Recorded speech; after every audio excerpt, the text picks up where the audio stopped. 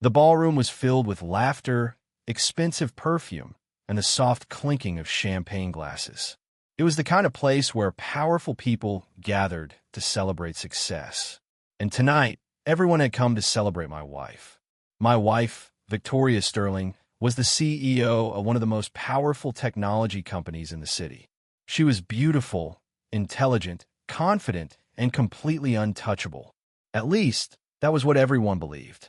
She stood on the stage beneath a wall of golden lights, wearing an elegant black dress that probably cost more than most people earned in a month. Every eye in the ballroom was on her, including mine. For 10 years, I had stood beside that woman. I had supported her when she had nothing. I had stayed awake through countless nights while she built her company from the ground up. I had canceled my own plans for her meetings. I had smiled at people who barely knew my name. And when she finally became successful, I never asked for credit. I was her husband. I thought that was enough. Apparently, I had been wrong. Victoria lifted the microphone. "Ladies and gentlemen," she said, her voice confident and perfectly controlled, "tonight is a night of celebration." The crowd applauded. I smiled politely. Then she turned toward the man standing beside her, a tall, handsome man in an expensive suit. His name was Alexander Reed. I knew exactly who he was. The new vice president of Victoria's company. The man who had started appearing beside my wife at every business event. The man who had begun receiving phone calls from her late at night. The man whose name appeared on her phone more often than mine. For months, I had ignored the signs. I had told myself there was an explanation. Business, meetings, corporate pressure. I believed every excuse she gave me. Until that night, Victoria looked at Alexander, and then she smiled. Not the polite smile she gave investors. Not the professional smile she gave employees. It was the smile I used to receive when we were young. The smile that once made me believe I was the luckiest man alive. Then she looked back at the audience. "I have another announcement to make," she said. The room became silent. I felt something inside me tighten. Victoria took Alexander's hand, and that was when I understood. She was not going to announce a business partnership. She was not going to announce a new project. She was going to announce him. "My relationship with Alexander is no longer just professional," she said. A wave of whispers moved through the ballroom. My heart stopped. Victoria continued. "After everything we have been through together, I have decided to begin a new chapter of my life." Alexander smiled, and Victoria looked at him like he was the future. Then she looked at me. For one brief second, our eyes met. I saw no guilt in her expression, no regret, no fear, only confidence, as if she believed I would sit there quietly and accept the destruction of our marriage in front of hundreds of people. Then she said the words that finally ended everything. "I love Alexander." The room exploded with whispers. Some people looked at me. Some looked away. Others watched with the uncomfortable curiosity of people witnessing someone else's tragedy. Victoria had just announced her new love in front of the entire business world, and she expected me to break. She expected anger. She expected tears. She expected me to stand up and demand an explanation. Instead, I started clapping. One clap, then another, and then I clapped louder.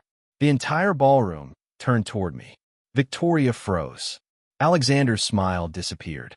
I stood up from my chair, and I continued clapping, louder than everyone else. The sound echoed through the massive ballroom. Clap, clap, clap. Victoria stared at me. Her confident expression slowly began to disappear. "What are you doing?" she whispered. I smiled. For the first time in months, my smile was real. "Congratulations," I said. The room became completely silent. Victoria looked at me as if she had never seen me before. And perhaps she hadn't, because the man she thought she could control, the man she believed would always wait for her, the man she assumed would forgive anything, was gone. I walked toward her slowly. Every step felt strangely peaceful. "You wanted everyone to know about your new life," I said quietly. Victoria's face changed. "What are you talking about?" I reached into my jacket. Then I pulled out a small envelope. Her eyes immediately dropped to it. "What is that?" I placed the envelope on the table beside her. "Something I was going to give you tomorrow." She looked at me. "What is it?" I leaned closer. "Your freedom." Her face went pale. For the first time that evening, Victoria looked afraid. I turned away from her. Behind me, I could hear the whispers growing louder. But I no longer cared. For 10 years, I had been the man standing behind Victoria Sterling. The supportive husband, the quiet husband, the man everyone ignored because his wife was more successful.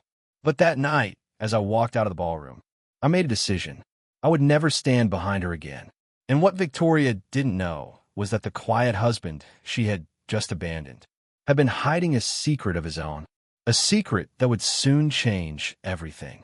Because while Victoria had been building her empire, I had been building mine, and she was about to discover that the man she publicly replaced was the one person she could never afford to lose.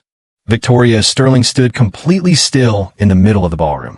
For the first time in 10 years, she had no idea what her husband was thinking, and that terrified her. The divorce papers were still sitting on the table. The same man who had once begged her to talk to him after an argument had just placed them in front of her without raising his voice, without shouting, without demanding an explanation, without even asking her to stay. He had simply walked away. And somehow, that was worse than anger. "Wait," Victoria said. I didn't stop. I continued walking toward the exit. The crowd separated as I passed through them. People who had ignored me for years were suddenly watching me carefully. Some of them were whispering. Some were staring. And a few were looking at me with something I had never seen in their eyes before. Respect. Behind me, I heard Victoria's footsteps. "Daniel." I stopped. For a moment, I closed my eyes. My name sounded different when she said it now. For years, hearing Victoria call my name had made me turn around immediately. Not anymore. I slowly looked back. She was standing several feet away. Her face was no longer confident. The woman who had just announced another man as the love of her life was now looking at me as if I was the one who had betrayed her. "What is wrong with you?" she demanded. I almost laughed. "What is wrong with me? You just embarrassed me in front of everyone." I looked at her quietly. "You announced your affair in front of everyone." Her expression changed. "It's not an affair." I nodded. "Of course. You don't understand." "No," I said. "I understand perfectly." Alexander suddenly stepped forward. "Daniel, this isn't the place for a personal argument." I looked at him. For months, he had been standing in my wife's office, in my wife's car, in my wife's life. Now he wanted to tell me where I could speak. I smiled. "You're right." Then I turned back to Victoria. "That's why I will leave." I walked out. This time, she didn't stop me, but I knew she was watching me. And I knew something else. She had started to doubt herself. The next morning, Victoria woke up expecting chaos. She expected hundreds of angry messages. She expected me to call her. She expected me to beg for answers. But her phone remained silent. There was no message for me. No missed call. Nothing. At first, she was annoyed. Then she became angry. By noon, she was checking her phone every few minutes. By evening, she was staring at the divorce papers on her desk. She picked them up. The documents were perfectly prepared. Every detail had been carefully reviewed. There was no emotional handwriting. No desperate message. No request for another chance. Just a clean, professional end to a 10-year marriage. Victoria's hands began to tremble. She called me. The phone rang. Once. Twice. 3 times. Then the call ended. I had not answered. She called again. This time I answered. "Hello." There was silence on the other end. Then she said, "Where are you?" I looked out of my office window. Below me, the city was beginning its morning rush. "I have work." "You never answer your phone during work." I smiled. "You're right." "Daniel, we need to talk." "We already talked." "No, we didn't." "You announced that you love another man." She became silent. I could hear her breathing. Then she said, "I was angry." I looked at the documents on my desk. "Were you?" "Yes." "What?" "I don't know." I almost smiled. For the first time, Victoria didn't have an answer. She had spent years making decisions quickly. She was the woman who could walk into a boardroom and make million-dollar decisions without hesitation. But when it came to me, she suddenly didn't know what to say. "Daniel," she said quietly, "where are you?" "What?" "Because I want to see you." I looked around the room. My office was located on the 42nd floor of a building in the financial district. On the glass wall behind my desk was the logo of my company. A company Victoria had never heard of. A company worth more than she could imagine. "Come to the address I sent you." She paused. "What address?" I sent her the location. For several seconds, she said nothing. Then she asked, "What is this place?" "You'll see." 2 hours later, Victoria arrived. She stepped out of her car and looked up. Her eyes moved slowly across the massive glass building. Then she saw the name written above the entrance. Sterling International Holdings. She froze. The name was familiar. Everyone in the business world knew Sterling International Holdings. It was one of the fastest growing investment companies in the country. It owned several technology companies, real estate companies, financial firms, and several private investment groups. Victoria had spent years trying to arrange a partnership with them. She had attended meetings, sim proposals, made phone calls, but the owner had always remained hidden. No one knew his real identity. The company was controlled by a mysterious investor who had never appeared publicly. Victoria slowly looked at the building again. Then she noticed the logo, the same logo that had appeared on the documents I had placed on her table. Her face suddenly became pale. She entered the building. The receptionist immediately stood up. "Good morning, Mr. Sterling." Victoria stopped. "Mr. Sterling?" She turned around, but the receptionist was looking directly at her. "I'm sorry," Victoria said. "Who are you talking about?" The receptionist looked confused. "Your husband." Victoria felt the blood drain from her face.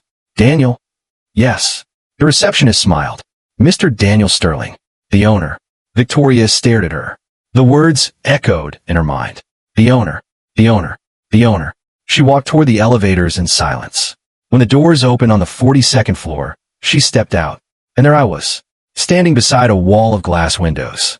Behind me, the entire city stretched into the distance. I was wearing a dark suit, not the inexpensive clothes she had always bought for me, not the simple watch she had once given me. I was wearing a watch worth more than the car she had arrived in. Victoria stared at me. "Who are you?" I turned around. For a moment, I said nothing. Then I smiled. "I'm your husband."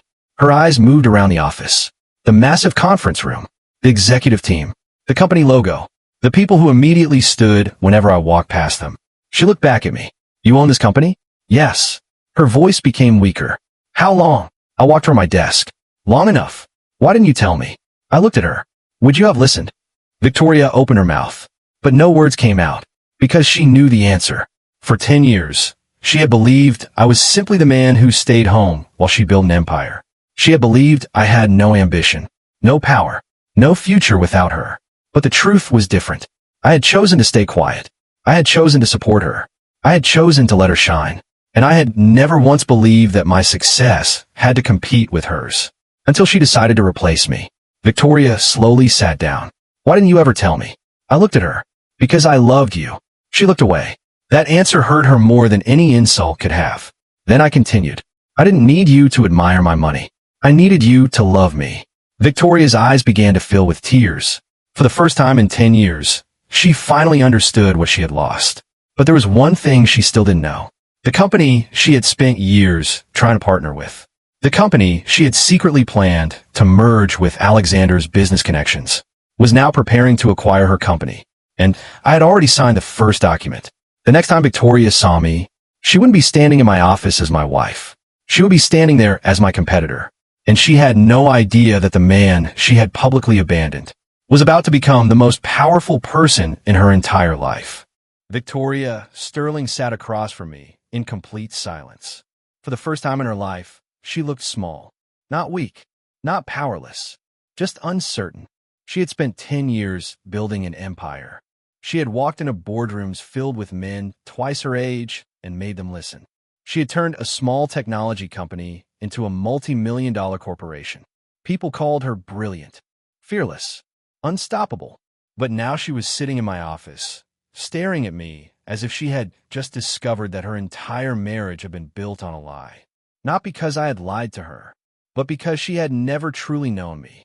"You own Sterling International Holdings," she finally said. I nodded. She looked toward the glass wall. The city below was covered in morning sunlight. Thousands of people were moving through the streets. Cars were passing. Businesses were opening. And somewhere in that city, Victoria's entire world was beginning to collapse. "How much is the company worth?" she asked. I didn't answer immediately. "Why? Just answer me." I leaned back in my chair. "Enough." Her jaw tightened. "Daniel, I'm not playing games." "Neither am I." She looked at me with frustration. "You should have told me." I looked at her carefully. "You had 10 years to ask." She became silent. That sentence hit harder than I expected. Because it was true. Victoria had never asked what I did with my time. She had never asked about my business. She had never asked why I sometimes traveled without telling her where I was going. She had never asked why some of the most powerful businessmen in the city knew my name. She simply assumed I was unimportant. And now, suddenly, I was the most important man in her world. "Why did you let me believe you were nobody?" she asked. I smiled faintly. "I didn't." She looked confused. "You never asked." Victoria stood up. Her hands were shaking. "Are you trying to punish me?" "No." "Then what are you doing?" "Moving on." Those two words destroyed the last bit of confidence on her face. She looked at me as if moving on was something I had no right to do, as if she had been allowed to replace me. But I wasn't allowed to leave. She picked up her handbag. "I'm leaving." "Good." She stopped. Slowly, she turned around. "That's all you have to say? What do you want me to say?" She stared at me. I could see the question she wanted to ask. "Do you still love me?" But she didn't ask. Perhaps she was afraid of the answer. Instead, she said, "This isn't over." I looked at her. "No, it isn't." She walked out. The moment the elevator doors closed, I returned to my desk. My chief financial officer, Michael, entered the room. He placed a folder in front of me. "Are you sure about this?" I opened the folder. Inside were the financial reports of Victoria's company. Sterling Technologies had been struggling for almost a year. The company was losing money. Several major investors had started withdrawing their support. The board had begun questioning Victoria's leadership. And there was one more problem. The company had taken a massive loan to fund an expansion project. The deadline for repayment was approaching. If Victoria couldn't find new investors, the company would be forced to sell. I looked at the final page. The amount was enormous. "Has she found another investor?" I asked. Michael shook his head. "Not yet." "And Alexander?" Michael hesitated. "Alexander Reed has been approaching several private investors." I smiled. "Of course he has." Then Michael said something that made me look up. "He may already know about the company's financial situation." I closed the folder. "What do you mean?" "Some of the financial documents were accessed from an executive account." "Whose account?" Michael looked at me. "Alexander's." For several seconds, I said nothing. Suddenly, everything made sense.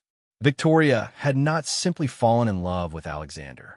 Alexander had entered her life at the exact moment her company began to struggle. He had gained her trust. He had gained access to her business.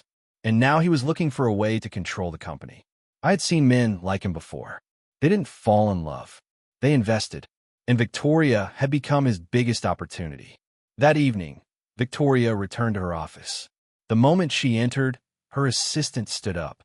"Ms. Sterling, the board members are waiting." Victoria frowned. "Now." They said it was urgent. She walked into the conference room. 6 board members were seated around the table. No one smiled. No one welcomed her. The chairman placed a document in front of her. "Victoria, we need to discuss the company's financial position." She opened the document. Her eyes moved across the numbers. She already knew the situation was serious. But seeing everything written in front of her made it worse. "We have enough assets to recover," she said. The chairman shook his head.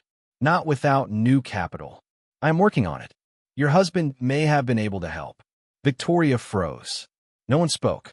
Then one of the board members said, "Actually, we heard that Daniel Sterling is connected to Sterling International Holdings." Victoria slowly looked at him. "What did you say?" The man placed another document on the table. "His name appears on several private investment records." Victoria stared at the page. Her heart began beating faster. The truth was spreading, and she had no way to stop it. The chairman leaned forward. "Is your husband the owner of Sterling International Holdings?" Victoria didn't answer. She couldn't, because the answer was yes. Finally, she whispered, "He is." The room went silent. The chairman leaned back. "And you didn't know?" Victoria looked down. "No." The board members exchanged uncomfortable glances. Then the chairman said the words she had been dreading. "Then perhaps you should ask him for help." Victoria's pride immediately returned.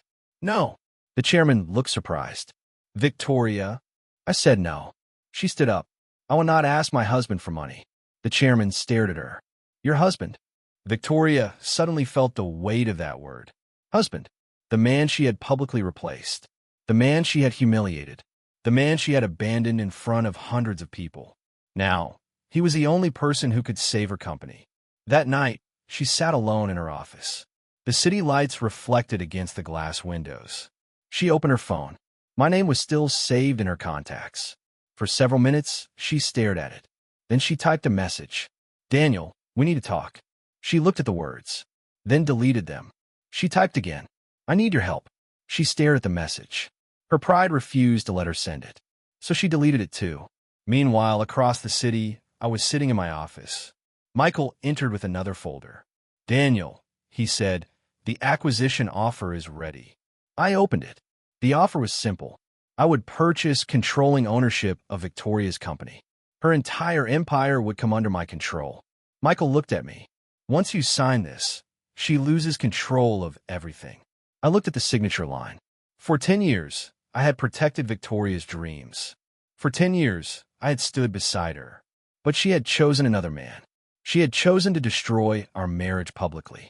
And now, the company she had built, the empire she believed belonged only to her, was about to become mine. I picked up the pen and signed. At that exact moment, Victoria finally sent me a message. Daniel. I stared at the screen. A second message arrived. Please call me. I looked at the signed acquisition documents. Then I looked back at her message. For years, I had waited for her to need me. Now she did, but I no longer needed her. I turned off my phone, and the next morning, Victoria would discover that her company had been acquired by the one man she had just divorced. Victoria had barely slept. All night, she had stared at her phone.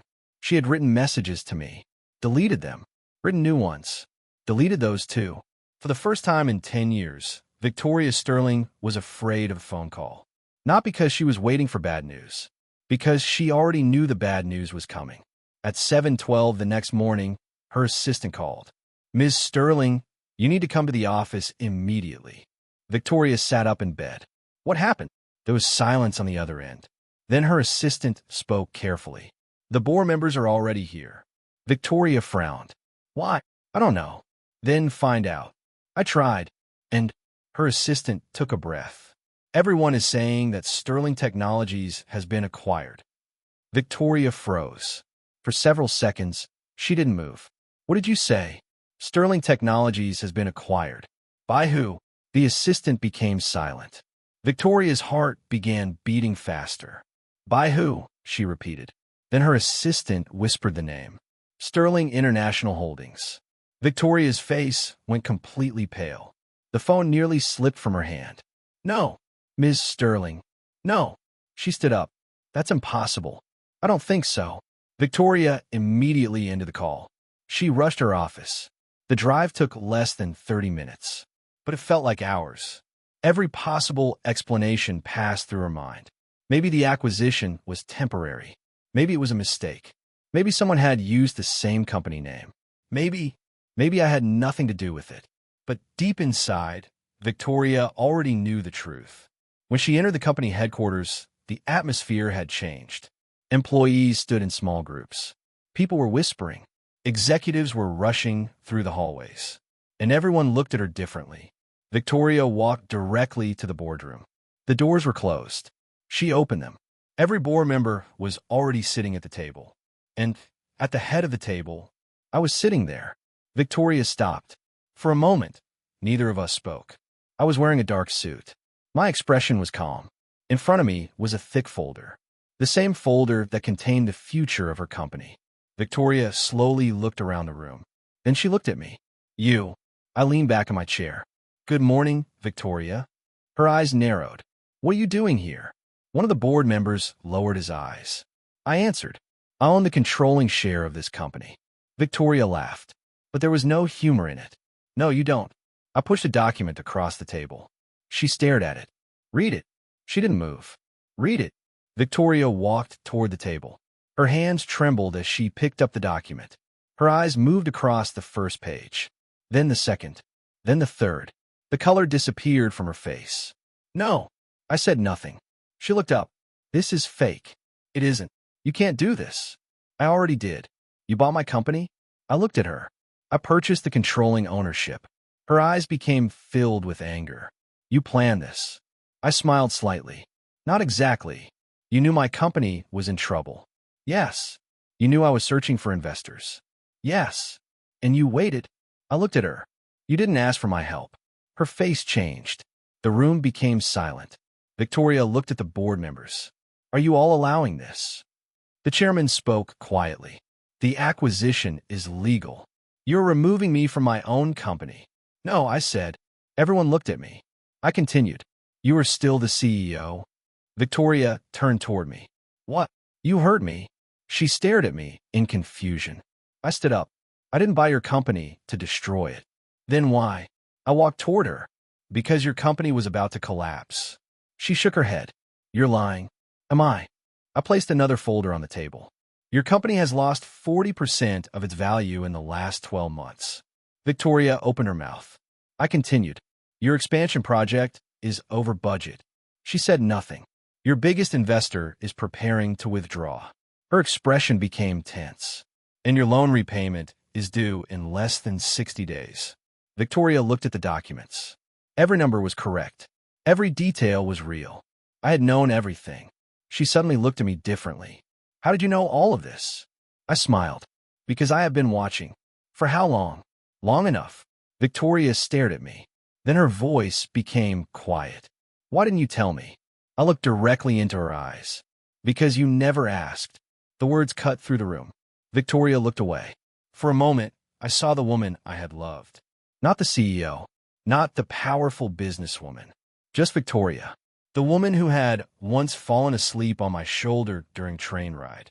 The woman who had once promised me we would never let success change us. But that woman was gone. And perhaps I was gone too. I don't want your help, she whispered. I nodded. Then don't call a help. What should I call it? A business transaction. She looked at me. You own my company. Yes. You can remove me whenever you want. Yes. Then why am I still CEO? I leaned closer. Because you're good at what you do. Victoria's eyes widened slightly. I continued. I never said you were a bad CEO. Then why are you doing this? Because you were a terrible wife. The room became completely silent. Victoria's face changed. For the first time, I had said it. Not in anger. Not with hatred. Just the truth. She looked at me as if I had slapped her. But I didn't stop. You built a company, I said. And I was proud of you. You became successful, and I celebrated you. You became powerful. I never tried to take that away from you. But somewhere along the way, you decided that I was no longer enough. Victoria's eyes filled with tears. Daniel, I shook my head. Don't. She looked down. I returned to my seat. From today, you will remain CEO. She looked up. But you will report to me. The words destroyed whatever remained of her pride. You expect me to work for you? I looked at her. No. I paused. I expect you to work with me.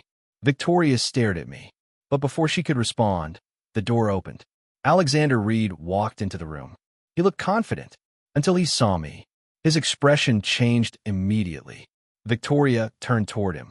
Alexander. He looked at her, then at me, then at the documents on the table.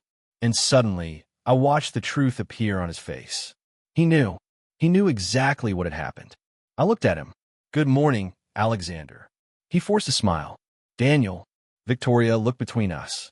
How do you know each other? Alexander didn't answer. I did. Alexander and I have met before. Victoria frowned. When? I looked at Alexander. 3 years ago. Alexander's face became tense. Victoria looked at him. What is he talking about? Alexander said nothing. I opened another folder. Inside were documents, bank transfers, private meetings, confidential investment records, and a series of transactions connected to Alexander. Victoria slowly reached for the folder. I stopped her. Not yet. She looked at me. Why? I looked at Alexander. Because before you read these, I turned toward him. I wanted to explain why he tried to buy your company from behind your back. Victoria froze. Alexander's face became completely white. And in that moment, Victoria finally realized something. The man she had chosen over me had never loved her. He had been waiting for the perfect moment to take everything from her. And that moment had arrived. But he had not expected me to be standing in the way. The room had gone completely silent. Alexander stood near the door. Victoria was holding the folder I had placed on the table. And I was watching both of them. For the first time since I had met Alexander, he looked afraid. Not nervous, not uncomfortable, afraid. That told me everything I needed to know. Victoria slowly opened the folder. The first document was a bank transfer. The second was a private investment agreement. The third was a series of emails between Alexander and an unknown investor. She looked at the pages. Then she looked at Alexander. What is this? Alexander took a step forward. Victoria, listen to me. No. Her voice was quiet, but dangerous. What is this? Alexander glanced at me. I leaned back in my chair. Go ahead, I said. Explain it. Alexander's jaw tightened. Daniel is trying to manipulate you. Victoria turned toward me. Is that true? I looked at her. Read the documents. She looked down again. The first page showed a payment made to a private consulting company. The company was connected to Alexander. The payment had been made by one of Victoria's competitors. Victoria's eyes narrowed. What is this payment? Alexander said nothing. She looked at him. Alexander? He finally spoke. It was a consulting fee. For what? Business advice. Victoria turned another page. This payment was made 6 months ago. Yes. Why didn't you tell me? I didn't think it was important. She looked at the next page. Then her expression changed. The company that had paid Alexander was one of the companies trying to acquire Victoria's business. Victoria slowly looked up. You were working with them? Alexander shook his head. No. Then why were they paying you? I told you. Consulting. Victoria's voice became colder. What kind of consulting? Alexander took another step toward her. Victoria, you have to understand. I asked you a question. He stopped. The silence became unbearable. I opened another file. Perhaps this will help. I pushed another document across the table. Victoria picked it up. Her eyes moved across the page. Then she froze. It was a private agreement. Alexander had promised a competitor access to confidential information about Victoria's company. In return, he would receive a percentage of the company's future sale. Victoria's hands began to shake. She looked at Alexander. Is this your signature? Alexander said nothing. Is this your signature? Yes. The answer was barely audible. Victoria took a step backward. You were selling my information. No. You signed this. I was trying to protect you. She laughed. A broken, bitter laugh. Protect me? Alexander moved toward her. Victoria, listen to me. She stepped away. Don't touch me. He stopped. I watched Victoria carefully. She looked as if her entire world had collapsed. The man she had chosen. The man she had announced in front of hundreds of people. The man she had believed was her future. Had been secretly planning to profit from her downfall. But there was still more. I opened the final folder. Victoria looked at me. What else? I didn't answer. I pushed the folder toward her. She opened it. Inside were photographs. Alexander meeting with several investors. Alexander meeting with the board members of a competing company. Alexander entering private clubs with people who had been trying to destroy her business. Victoria's face became pale. Then she found something else. A printed message. The message had been sent by Alexander. She read it silently. Then her lips began to tremble. What does it say? I asked. She looked at me. I already knew, but I wanted her to say it. Victoria's eyes filled with tears. He said. She stopped. I waited. He said I was the easiest way into the company. The room became silent. Alexander immediately stepped forward. That message was taken out of context. Victoria looked at him. What context? I didn't mean it like that. What did you mean it? He had no answer. Victoria looked down at the message again. Then she read the next line. He said I would destroy my own marriage for him. Alexander's face went pale. Victoria slowly raised her eyes. You knew. Alexander didn't speak. You knew I was married. Yes. You knew Daniel loved me. He said nothing. You knew I was unhappy. Still nothing. And you knew I would leave him for you. Alexander looked at her. I loved you. Victoria laughed again. This time, tears were running down her face. No. Alexander took a step toward her. I did. No, you didn't. Victoria, you love what I owned. Alexander froze. She continued. You love my company. You love my influence. You love the access I gave you. You love the power you thought you could get through me. Alexander shook his head. That isn't true. Victoria looked at the documents. Then why did you sign these? He had no answer. I watched the woman I had once loved standing in front of the man she had chosen. And strangely, I felt nothing. No jealousy. No satisfaction. just emptiness. Because the truth was, I had already lost Victoria long before Alexander entered the room. She had left me emotionally months ago, perhaps even years ago. Alexander was only the person who made it impossible for her to continue pretending. Victoria turned toward me. Her eyes were red. Why did you show me this? I looked at her. Because you deserve to know. She stared at me. You could have let him destroy me. Yes. Why didn't you? I thought about the answer. Because I loved her? Maybe. Because despite everything, I didn't want to see her destroyed? Possibly. Or maybe because I'd spent 10 years protecting her, and old habits were difficult to break. I stood up. I'm not saving you for your sake. Victoria looked confused. Then why? Because I don't want anyone to destroy what you worked so hard to build. She looked at me. For the first time, she seemed to understand. I wasn't trying to get her back. I wasn't trying to punish her. I was simply refusing to become the kind of person who enjoyed watching someone fall, even if that person had broken my heart. Alexander suddenly spoke. You think you've won? I looked at him. No. He smiled bitterly. This isn't over. I nodded. You're right. Then I placed one final document on the table. Alexander's expression changed. Victoria looked at the paper. What is that? I looked directly at Alexander. Your termination. His face became completely pale. You can't fire me.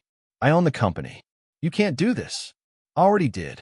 Alexander looked at Victoria. Tell him. She didn't move. Victoria, tell him. She looked at him, and then she said the words that destroyed him. You should leave. Alexander stared at her. You're choosing him? Victoria shook her head. No. She looked at me. I am choosing myself. Alexander stood there for several seconds. Then he walked toward the door. Before leaving, he turned around.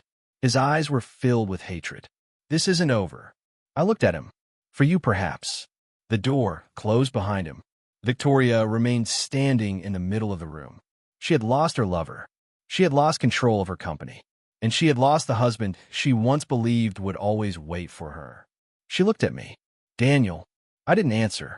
Do you hate me? I looked at her. No. Her eyes filled with tears. Then why won't you forgive me? I was silent for a long moment. Then I said the truth. Because forgiveness doesn't mean I have to come back. Victoria looked down. And for the first time, she finally understood. I could forgive her. I could wish her well. I could even protect her from the people trying to destroy her. But that didn't mean I would ever be her husband again. The door closed behind Alexander, and the silence that followed felt heavier than anything that had happened before. Victoria stood in the middle of the boardroom. She didn't move. She didn't cry. She simply stared at the door. The man she had chosen over her husband was gone. The man she had believed would become her future had revealed himself to be a lie. And yet, somehow, the person standing in front of her was the one she had hurt the most. Me. Victoria slowly turned toward me. Daniel. I looked at her. She opened her mouth, then closed it again.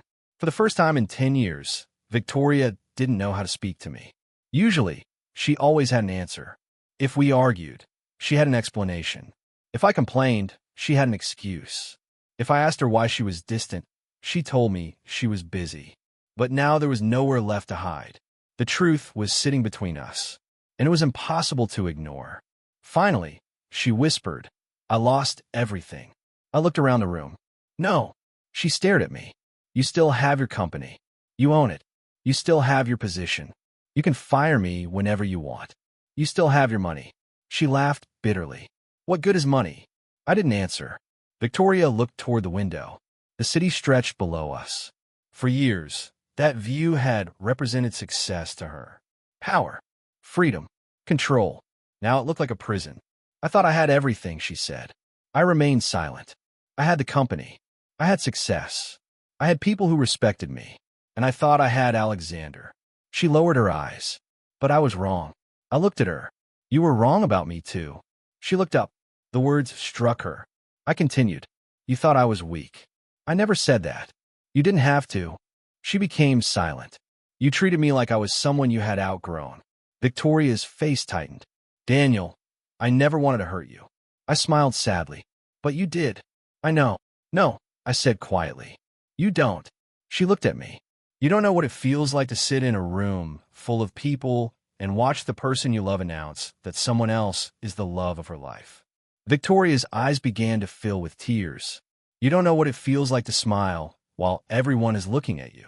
You don't know what it feels like to clap for the end of your own marriage, because crying would have made you look weak. She looked away. I continued. And you don't know what it feels like to realize that the person you would have forgiven for almost anything had already decided you were replaceable. Victoria began crying. Quietly. I didn't move toward her. That was the difference between the old me and the man standing in front of her now. The old me would have hugged her. The old me would have said everything was okay. The old me would have forgiven her before she even apologized. But that man was gone. Victoria wiped her tears. I was selfish. I didn't answer. I thought success changed me. Success didn't change you. She looked at me. Then what did? I looked out the window. Power doesn't change people. It reveals them. Victoria closed her eyes. She knew exactly what I meant. For several moments, we stood in silence. Then she asked the question I knew she had been afraid to ask. Did you ever love me? I looked at her. The question was almost painful. Of course. Do you still? I was silent. Victoria stared at me. I could see hope beginning to appear in her eyes. A small, fragile hope. The kind that could be destroyed with one sentence. Finally, I said, I don't know. Her face changed. It was the first honest answer I had given her. I don't know if I still love you. I continued. But I know I don't trust you. Victoria looked down. And without trust, I didn't finish. She understood. That evening, Victoria returned home. Our home. The place where we had lived together for 10 years. But when she entered, it no longer felt like home. The house was quiet. Every room held a memory. The living room where we had celebrated our first anniversary. The kitchen where I had once cooked dinner for her after she came home exhausted. The bedroom where we had once made promises about growing old together. Victoria walked upstairs. Then she stopped outside the bedroom. The door was open. Inside, everything looked exactly the same, except for one thing. My side of the closet was empty. Victoria walked inside. She opened the drawers. Empty. The shelves. Empty. The small space where I had kept my watch. Empty. I'd already moved out. She sat on the edge of the bed. And suddenly, the reality hit her. I had not simply walked away from the ballroom. I had walked away from our life. She reached for her phone. My contact was still there. She stared at my name. Then she pressed call. This time I answered. Hello. She didn't speak. I waited. Finally, she whispered, You left. Yes. Why didn't you tell me? You were busy. Her breath trembled. Daniel. I closed my eyes. Victoria. I went home. I know. You knew. I had someone move my things. She became silent. Then she asked, Where are you living? Somewhere else. Can I see you? I looked at the city outside my window. What? She didn't answer immediately. Then she said, I don't know. That answer surprised me, because it was honest. I don't want to be alone. I felt something inside me move, but I pushed it away. You're not alone. Yes, I am. Victoria, I know what you're going to say. What? That I have everything. She began crying. But I don't. I said nothing. I have a company I don't control. I have a life I don't recognize. And I lost the one person who loved me before I became successful. The words were quiet, but they reached me. For a moment, I wanted to tell her to come to me. I wanted to say that everything would be okay. I wanted to return to the life we had before everything changed.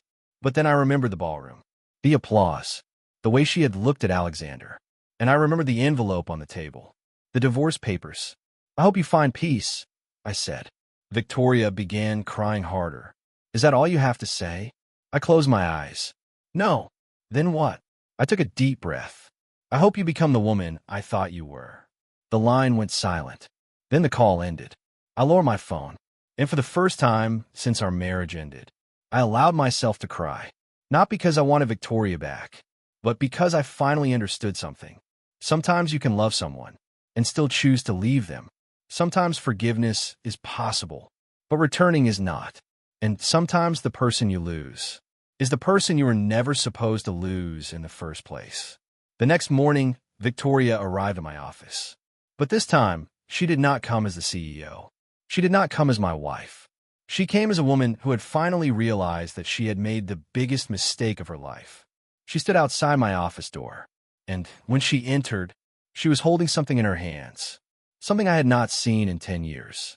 Our wedding photograph. She placed it on my desk, and she looked at me. I want to tell you the truth. I looked at the photograph. What truth? She took a deep breath. The reason I stopped loving you. I looked up. Victoria's eyes filled with tears. Wasn't because I found someone better. She paused. It was because I became someone worse. Victoria placed the wedding photograph on my desk. For several seconds, neither of us spoke. The photograph was old, almost 10 years old. In it, we were standing outside a small courthouse. There was no luxury ballroom, no expensive clothing, no cameras, no business executives, just two young people who believed love was enough. I remembered that day clearly. Victoria had been wearing a simple white dress. I had been wearing a suit I had borrowed from a friend. We had almost no money, but we had been happy. At least I thought we had. I looked at the photograph. Then I looked at Victoria. You said you want to tell me the truth. She nodded. Her hands were trembling. I should have told you years ago. About what? She looked down. About the day everything changed. I remained silent.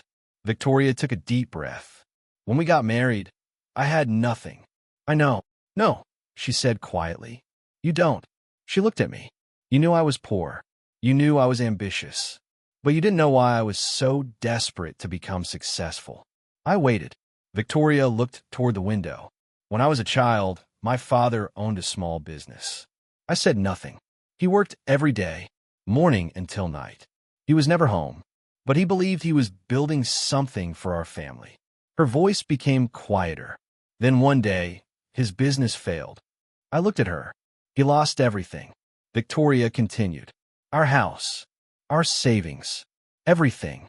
After that, my father changed. He became angry.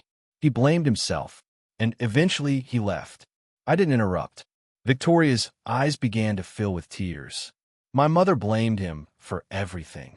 They fought constantly, every day, until one morning, my father was gone. She looked down at the wedding photograph. I never saw him again. I slowly understood. So you were afraid? She nodded. I was terrified. Of what? Of becoming dependent on someone. She looked at me. After my father left, my mother had nothing. She had no money, no business, no control over her life.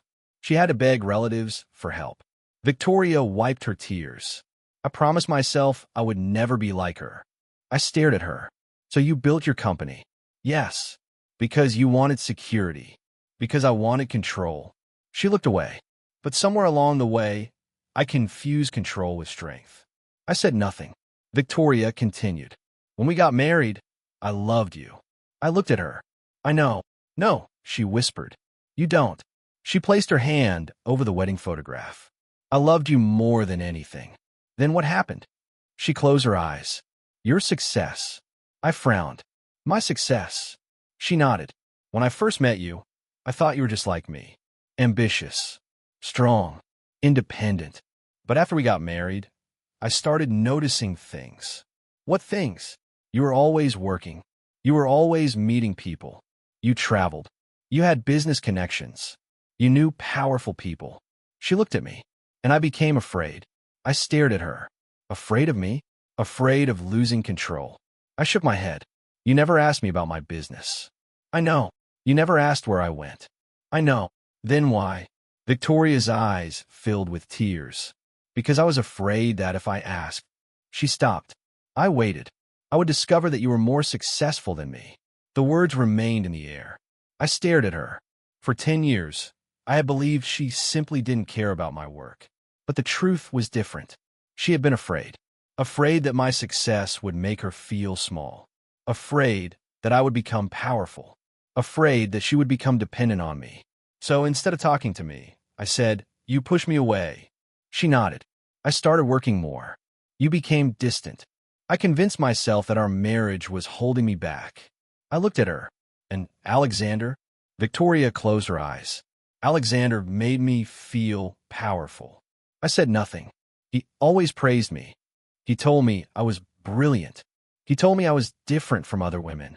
He made me feel like I was the most important person in the world. I looked away. And I didn't do that Victoria immediately shook her head. You did. Then why didn't you believe me? She began crying. Because I knew you loved me. I looked at her, and that scared me. I didn't understand. She continued. Because if I accepted your love, then I would have to trust you. And if I trusted you, I could lose everything. I stared at her. Victoria's voice became almost a whisper.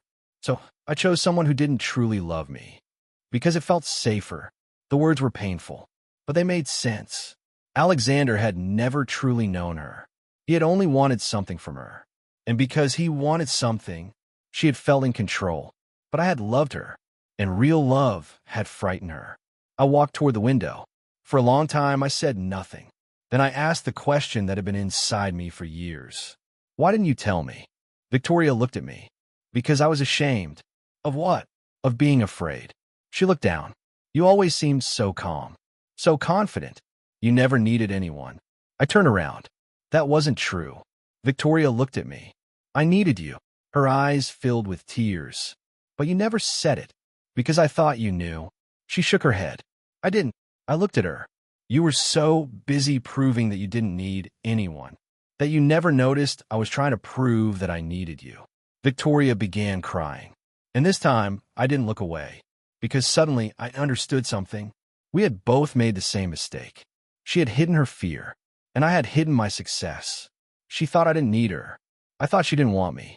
And between those two misunderstandings, our marriage slowly died. Victoria picked up the wedding photograph. I am sorry. I nodded. I know.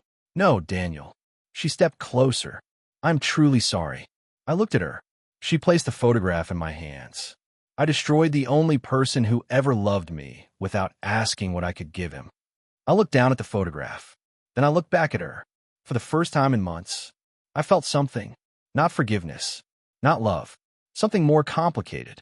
Regret. Because perhaps our marriage had not ended because we stopped loving each other. Perhaps it ended because we were both too afraid to be honest. Victoria wiped her tears. I don't expect you to come back. I looked at her. Good. She nodded. But I want one chance. For what? To become someone who deserves the truth. I was silent.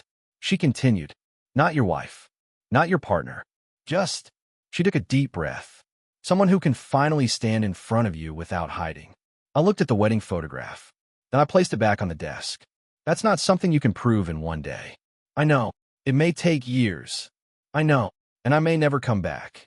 Victoria's eyes filled with tears. I know.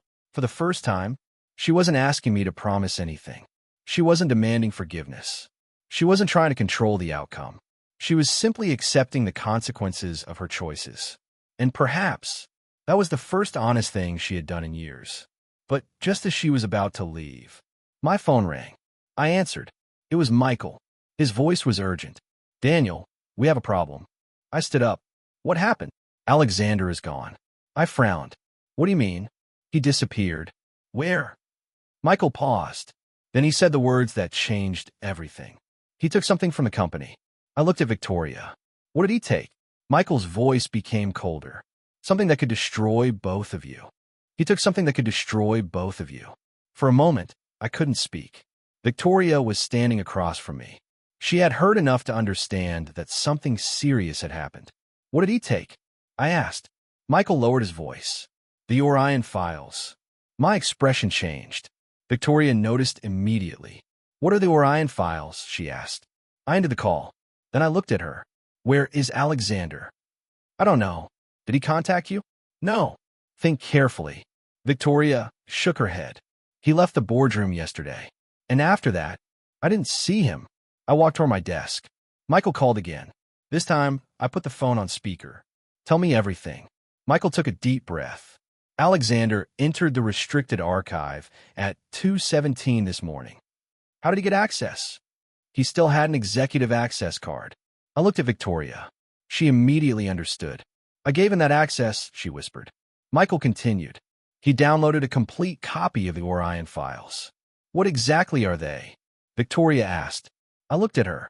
The files contain information about several private investments, companies, banking networks, international partnerships, everything connected to my business empire. Victoria's face became pale. If he sells that information, he could destroy several companies, I said. Michael interrupted. And he could make millions. I looked at the city outside. Alexander had not simply stolen information. He had stolen power. Information was more dangerous than money. Money could be replaced. Secrets could destroy people. Do we know where he went? I asked. Michael answered. His phone is turned off. His car, abandoned at the airport. I immediately understood. He didn't leave the country. Michael was silent. Why are you sure? Because if he had left, he wouldn't have abandoned his car. I looked at Victoria. He wants us to think he ran. Victoria frowned. Then where is he? I looked back at Michael. Find him. I already have people searching.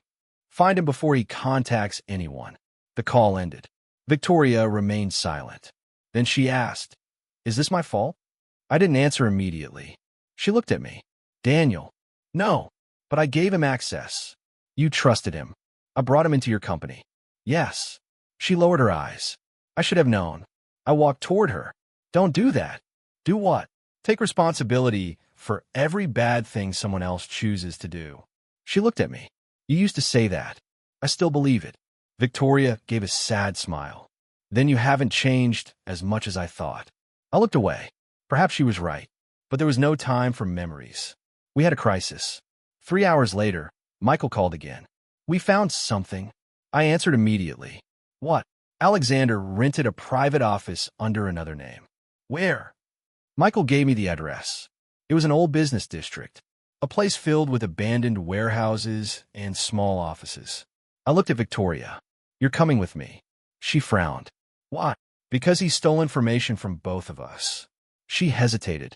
You trust me? I looked at her. No. She nodded. Fair enough. We drove through the city in silence. For the first time in years, Victoria sat beside me in a car without taking a business call. She simply stared out the window. I could tell she was thinking.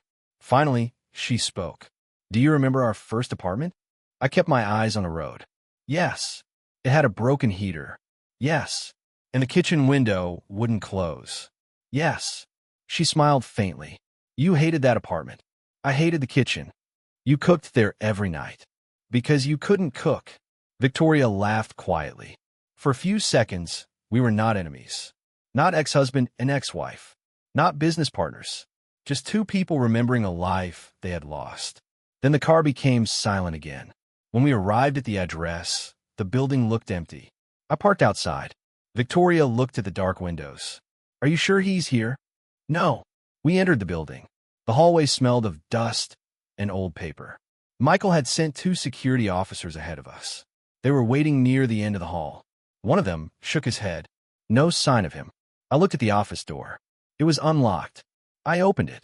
The room was empty, but a laptop sat on the desk. Victoria immediately moved toward it. I stopped her. Don't touch it. She looked at me. Why? It could be a trap. I called Michael. Send someone who can examine the laptop. While we waited, I looked around the room. The walls were empty. The desk was clean. No personal belongings. No documents. No evidence. Then Victoria noticed something. Daniel. She pointed toward the floor. There was a small piece of paper beneath the desk. I picked it up. It contained a single sentence. You should have let me have her. I stared at the words. Victoria read them. Her face changed. He's blaming you. I folded the paper. He always has. A sound came from the hallway. We both turned. The security officers had disappeared. I immediately reached for my phone. No signal. Victoria looked at me. What is happening? I moved closer to her. Stay behind me. Suddenly, the lights went out. The room became completely dark. Victoria grabbed my arm. Daniel, stay calm. Something crashed in the hallway. Then another sound. Footsteps. Someone was coming toward the office. I moved toward the door. Victoria whispered, What are you doing? Finding out who it is. The footsteps stopped. Silence. Then a voice spoke from the darkness. You always thought you were better than me. I recognized the voice immediately. Alexander. Victoria froze. Alexander. He laughed. The lights suddenly turned on. Alexander stood at the end of the hallway. He was holding a small black drive. The Orion files. 2 men stood beside him. I looked at Victoria. Stay here. Alexander smiled. Still protecting her? I stepped forward. Give me the drive. You think you can order me around? No. I looked at him. I think you know what happens if you don't. Alexander laughed. You'll call the police? Eventually, his smile disappeared. Not before I release everything. Victoria stepped forward. Alexander, why? He looked at her. What? His eyes were filled with anger. Because you chose him. Victoria shook her head. You were using me. I loved you. No. She looked at him. You loved what I could give you. Alexander's face twisted with rage. You think he is different? He pointed at me. He hid his entire empire from you. Victoria became silent. Alexander smiled. Ask him why. I looked at Victoria. She turned toward me. What? I said nothing. Alexander laughed. Exactly. I stepped forward. Don't listen to him. Then tell me, Victoria said. I looked at her. The truth was complicated. I had hidden my business empire from her, but not to use her, not to manipulate her. I had hidden it because I wanted one part of my life that belonged only to me. But Alexander didn't care about the truth. He only needed doubt, and he had created it. Suddenly, one of the lights exploded. The room went dark again. When the lights returned, Alexander was gone. So was the drive. Victoria looked at me. What just happened? I stared at the empty hallway. Then my phone finally received a message. A video. I opened it. It showed the Orion files. And beneath the video was a message. Midnight, or everyone loses everything.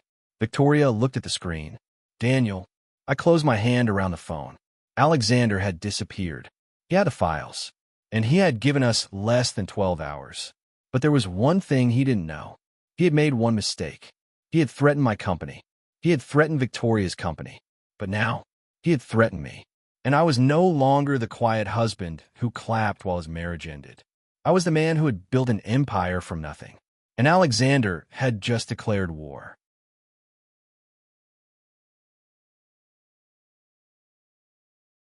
The message remained on my phone. Midnight, or everyone loses everything. Victoria stood beside me. Her face was pale. For years, she had been the woman who never showed fear. Not in business meetings. Not during negotiations. Not even when her company was close to collapse. But now she was afraid. Not for herself. For everyone connected to the companies Alexander had threatened. What are we going to do? She asked. I looked at the message. We are going to find him. How? I turned toward her. By making him think he has already won. Victoria stared at me. What does that mean? I walked toward the conference table. Alexander believes he has control because he has the Orion files. He believes that if he releases them, he can destroy my company. He believes I will do anything to get them back. Victoria nodded. So we give him exactly what he expects. She looked confused. Fear. I smiled. No. Panic. Victoria stared at me. I called Michael. Prepare the statement. Michael answered immediately. What statement? The one saying that the Orion files are fake. There was silence. Then Michael said, Daniel, they aren't fake. I know. Then why would we say that? Because Alexander needs to believe we are scared. Michael understood. You want him to release the files to prove us wrong. Exactly. Victoria looked at me. Wouldn't that be dangerous? Yes. Then why do it? Because Alexander is arrogant. She remained silent. I continued. He wants to be recognized. He wants everyone to know he defeated me. If we deny the files are real, he will be unable to resist proving us wrong. Victoria slowly nodded. And when he releases them, we track the source. Michael interrupted. Daniel, if the files are released publicly, we may not be able to stop the damage. I know. Victoria looked at me. What if the plan fails? I turned toward her. Then we lose everything. She stared at me. The answer was so calm that it frightened her. I didn't say it because I was confident. I said it because I had already accepted the risk. Victoria walked closer. Then I'm staying. I looked at her. No, I'm staying. This isn't your fight. She laughed softly. My company is involved. You don't control it anymore. Maybe not. She looked at me. But I built it. I said nothing. And if it falls, she continued, I want to be there when it does. I looked at her carefully. You could leave. She shook her head. I've been running away for years. I didn't answer. Victoria took a deep breath. I'm not running anymore.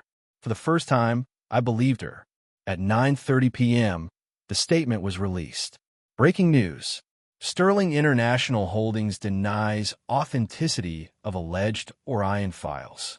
The news spread quickly. Within minutes, business networks were discussing the story. Analysts began asking questions. Was the information real? Was Alexander Reed actually in possession of confidential documents? Was someone trying to manipulate the market? Victoria watched the reports from the conference room. This is going to make him angry. That is the point.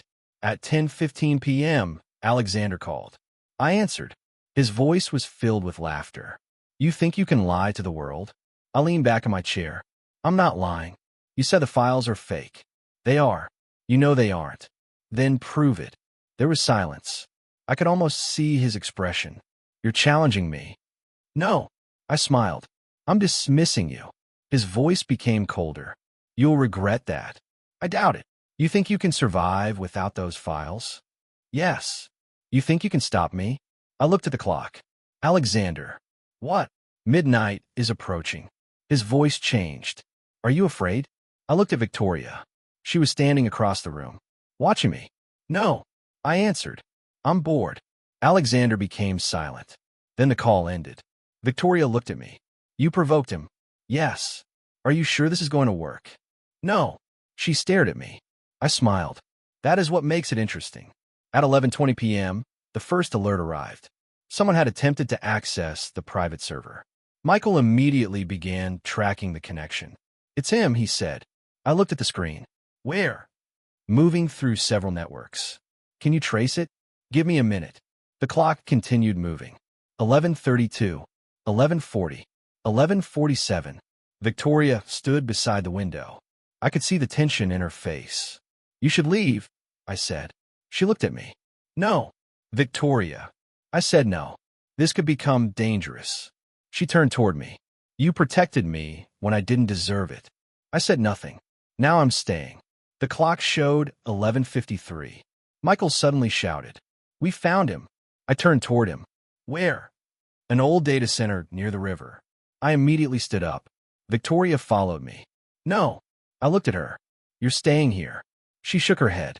No. Victoria. I know that place. I stopped.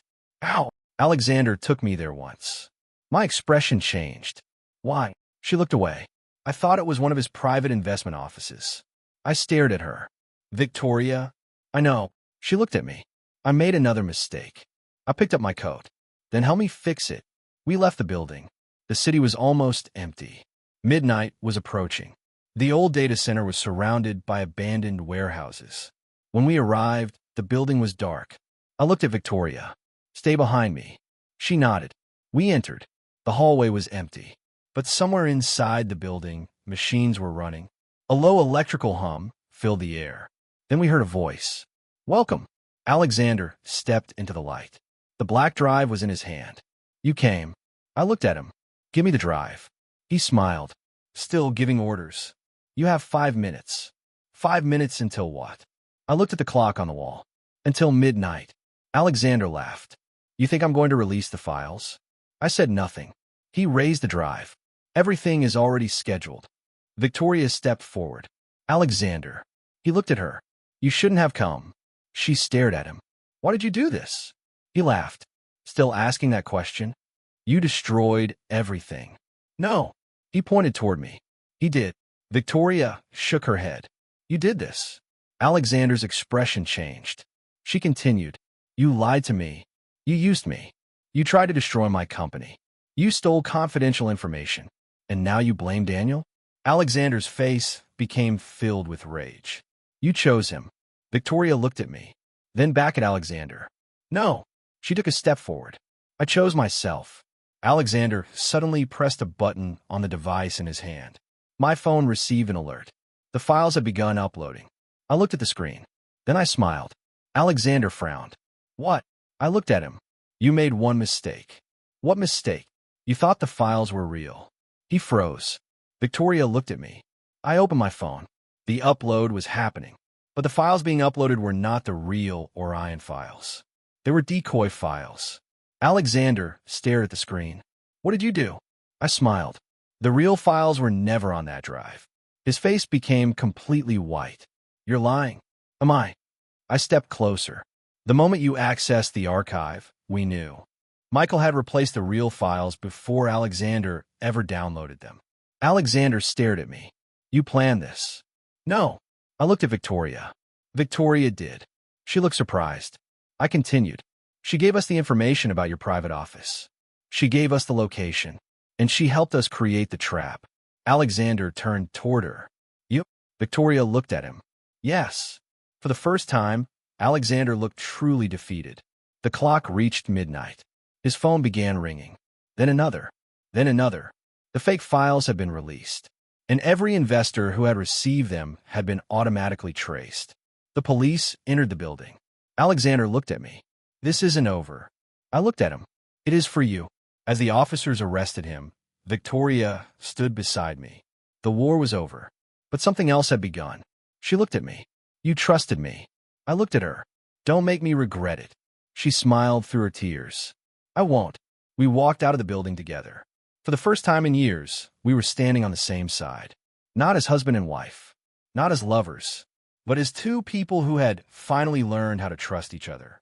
And as the sun began to rise over the city, Victoria asked me one question. Daniel? Yes. Do you think we could ever start over? I looked at her, and for the first time, I didn't know the answer. The sun was rising over the city. For the first time in years, Victoria and I stood beside each other without pretending. There were no cameras, no reporters, no board members, no investors, no audience waiting to see what we would do next. Just the two of us, standing outside an old data center after a long night. Victoria looked at me. Do you think we could ever start over? I looked toward the rising sun. For years, I had imagined hearing those words. But now that she was finally saying them, I didn't know what to feel. Start over? I asked. She nodded. Not like before. I looked at her. Good. She smiled faintly. Not as husband and wife. I remained silent. Not immediately. I looked at her. Victoria took a deep breath.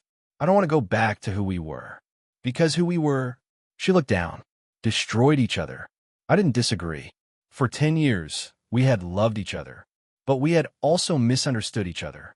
She had hidden her fears. I had hidden my success. She had assumed I didn't need her. I had assumed she didn't want me. And while we were both waiting for the other person to speak, our marriage slowly disappeared. Victoria looked at me. I want to become someone different. You don't have to become someone different for me. I know. She smiled.